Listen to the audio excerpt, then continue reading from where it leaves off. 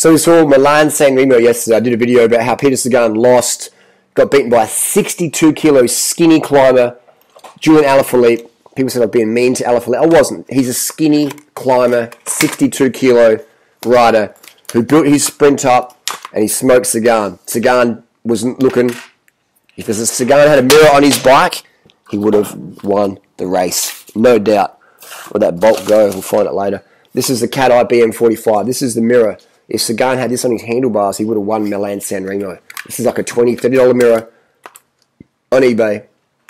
Bike shops, whatever. It's called the Cat Eye BM45. Goes in your handlebar. Just plugs in like that. Fits in like less than a minute. Alright, so you got this little bar here. Angle it down so you can see where you're going. And all you have to do, all Sagan would have had to do is go to the left side and just be looking straight ahead, getting that breathing, building up that blood pressure, getting ready for the sprint. As soon as you go like that, you can't breathe properly. You can't breathe properly. People want to take me out of context all the time. People love to take me out of context, which I get it. I troll people get triggered, they want to trash or whatever, they take me out of context. Durianrider, you said if you turn around you can't breathe. I can breathe right now. But I'm probably getting like 60-70% of my lung capacity. This is the best test. If you want to know if looking back kills your sprint or kills your climbing, do this test. Sit on a fit ball, sit on your bike, breathe from your belly, your diaphragm. Big deep breath, right? You get max breathing. Now, go over here and try and breathe. You know, just sitting there, you can tell you can't breathe as good. Now, do that when you're doing 400 watts or 600 watts. Now, I know a lot of people out there who could take my shit. They don't ride very hard. They think they do, but they can't. You know, they're undercarbed or whatever, or they're fat or whatever. Or they don't know what the fuck they're doing. But they're ready to critique someone who's smoking on any sprint or any climb or whatever, or even downhill, etc. You know, or all round, I'd smoke them. Do tactics, etc. Tactics, definitely smoking them. I even see pro bike races where I'm like, what the fuck were they doing? Maybe they were paid to lose. Maybe someone said, look, I'll give you 500,000 euros or 20,000 euros if I win today. So what they do is they look to the left and you go on the right. I misjudged the sprint. And the fans are like, oh my God. So that happens. People buy bike races. They buy bike races. Sponsors pay riders to win on their product. There's money changing hands. There's a little bit of, dodgies going on there. That happens all the time. Happens all the time. Now, a lot of people don't believe that. They don't want to believe that. They think it's like, whatever. People don't take drugs. People don't buy races. It fucking happens. It still happens. Anyway, so having that mirror on the bike, huge tactical advantage because no longer do you have to you can sit to the left or sit to the right, wherever your mirror is, That's what Sagan had to do yesterday. Stay on the front.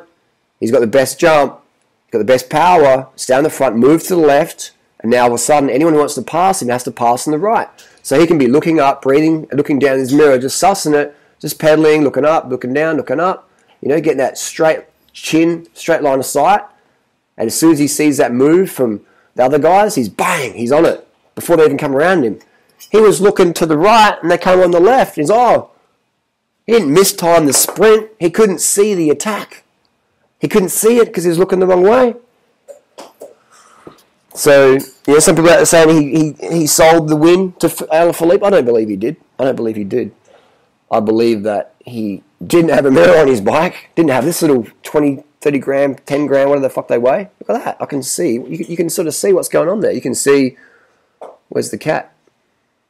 There's a cat there. Look, I'm watching the cat, I'm looking at you guys and watching the cat at the same time. There's another cat.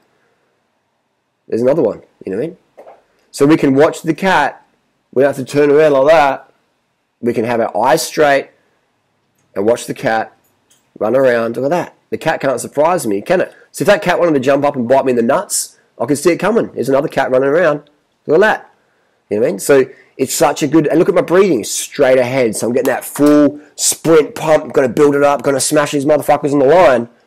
Tactically, this is the future of pro cycling. But I know people in there like, you can't put a mirror on a bike. He's a professional cyclist. And these people are dogmatic. They're not pragmatic. It's not a car. You can't put a mirror on it. But then they're using, mirrors in F1. That's an F1. Whenever you're looking where you see where your competition is, it's a lot safer to look in a mirror to sort of suss, you know what I mean? Especially when there's a fucking wheel that far in front and you're thinking, who's in my wheel, who's in my wheel? And you're looking around. The wheel's that far in front. If you've got a mirror, you can have your eyes, one eye on the wheel and just be looking like that. It's fucking so much safer, man. So much safer. The amount of crashes, I've done hundreds of bike races and I've seen so many crashes. People look over the shoulder, the guy in front gets out of the saddle, gets the water ball, slows down, they overlap wheels, big crash. I've seen it so many times, man. All totally avoided looking in the mirror.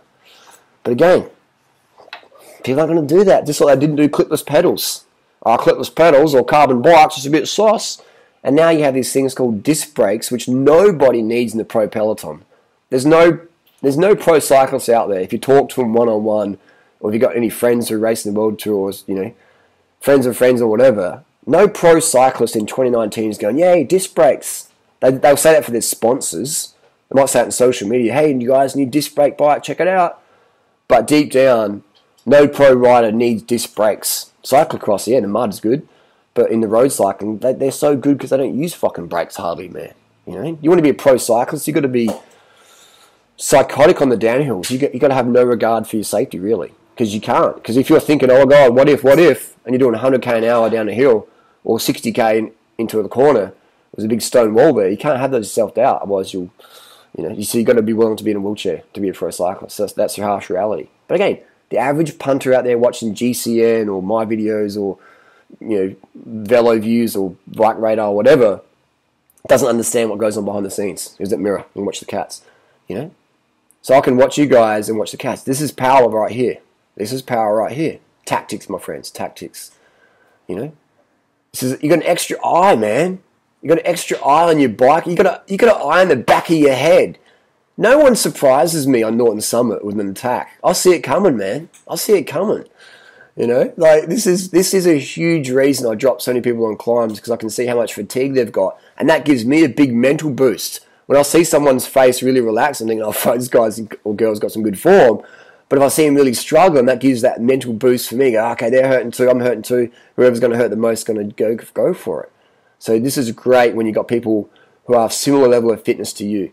Or maybe they've got a better kick on you. You'll see that kick coming, and you can get that counter attack going up good. So even the Australian Nationals we saw this year, we saw Chris Harper lost the race. He was the strongest guy, easily the strongest guy on the day. But he, didn't have a mirror on his bike. He didn't see Freeberg coming up. And him and Cameron Meyer sort of like foxing around. Man, Chris should have just put the mirror on the bike and just held it 400, 450 watts. Would have smoked everyone. Would have soloed across the line. May have even had a pro contract by now. Definitely can do it, but doesn't get the wins because the tactics aren't there. The motor's there. But unless you've got wins to show for it, you sort of go unnoticed. You go unnoticed. In today's cutthroat peloton, you go unnoticed. There's that blue bowl there. You know what I mean? Where's another cat? So this is a pussy hunting mirror. This is the reality we're talking about. But again, we live, and this is where I sort of get a bit frustrated. We live in a society where people are like, oh, but it's not on the TV says this. Or if Peter Sagan rocked this mirror would sell fucking millions overnight. But all the same people who are going, oh, mirrors for fucking idiots, you're a cafe ride, blah, blah, blah.